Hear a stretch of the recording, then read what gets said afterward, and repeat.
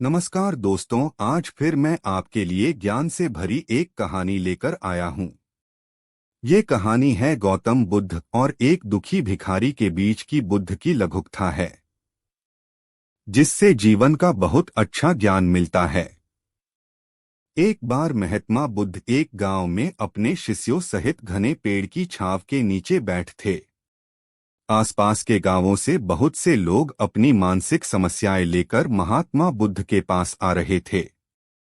महात्मा बुद्ध उन सब की मानसिक परेशानियों का समाधान देते। सब लोग खुशी खुशी अपनी समस्याओं का समाधान पाकर वहां से लौट रहे थे।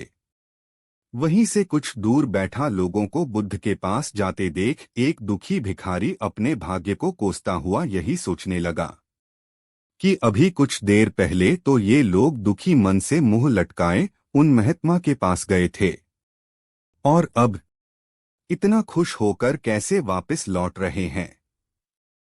आखिर माजरा क्या है, जरा मैं भी जाकर देखूं कि वो महात्मा ऐसा कौन सा खजाना बांट रहा है इन लोगों को। वे इतने प्रसन्न हुए कि उनके चेहरे लाल हो गए।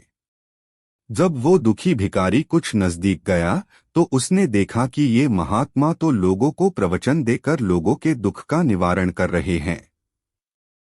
यह देखकर भिखारी के मन में भी तीव्र इच्छा हुई कि क्यों न मैं भी इन महात्मा को अपना दुख बताऊं। मुझे भी अपने दुख का समाधान अवश्य मिलेगा। बस फिर क्या था, समाधान पाने की लालसा लिए भिखारी महात्मा बुद्ध के सामने पहुंचा और हाथ जोड़कर प्रणाम करते हुए बोला, हे महात्मा बुद्ध, मैं भी लोगों की मदद करना चाहता हूं। मुझे लोगों की मदद करने की बहुत इच्छा है, लेकिन मैं कैसे मदद कर सकता हूं? मैं बहुत गरीब हूं। मेरे पास न तो पैसे हैं और न ही कोई ऐसी चीज जिससे मैं किसी की मदद कर सकूं। मैं कोशिश करने पर भी किसी की मदद नहीं कर सकता। मुझे भगवान ने इतना गरीब क्यों बनाया? हे महात्मा, मुझ पर कुछ कृपा करो। इतना बोलते हुए भिखारी रोने लगा।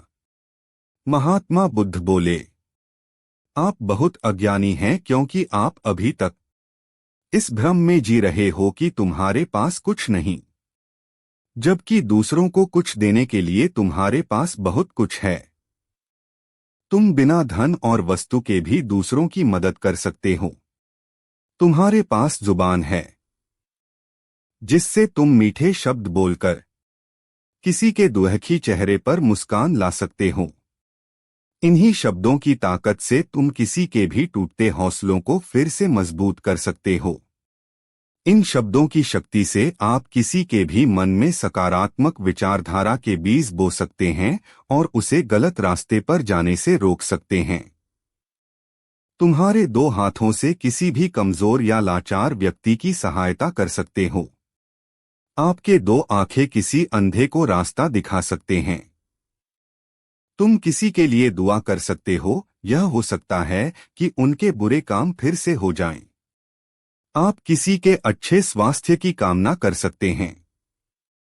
लेकिन अज्ञानतावश तुम अब तक इस बात को समझ नहीं पाए और इस भ्रम में अब तक जीते रहे कि तुम्हारे पास मदद करने के लिए कुछ नहीं।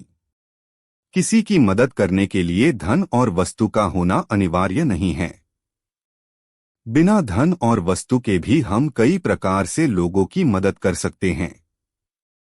महात्मा बुद्ध के ज्ञान से भरे ये सुंदर शब्द सुनकर भिखारी के चेहरे पर मुस्कान आ गई और वह खुशी से झूमता हुआ वहां से चला गया। इस बुद्ध की लघुकथा से हमने क्या सीखा? दोस्तों, महात्मा बुद्ध की इन बातों से बहुत कुछ सीखा गया। आजकल बहुत से लोग यह सोचकर दुखी होते हैं कि मेरे पास ये नहीं है, बल्कि जो आपके पास है उसी में संतुष्ट रहना सीखें और बिना मतलब के लोगों की मदद करें। इन्हीं से आपको परम सुख की प्राप्ति होगी। तो दोस्तों, यह बुद्ध की कहानी अच्छी लगी हो तो इस चैनल को लाइक और सब्सक्राइब करें। धन्यवाद।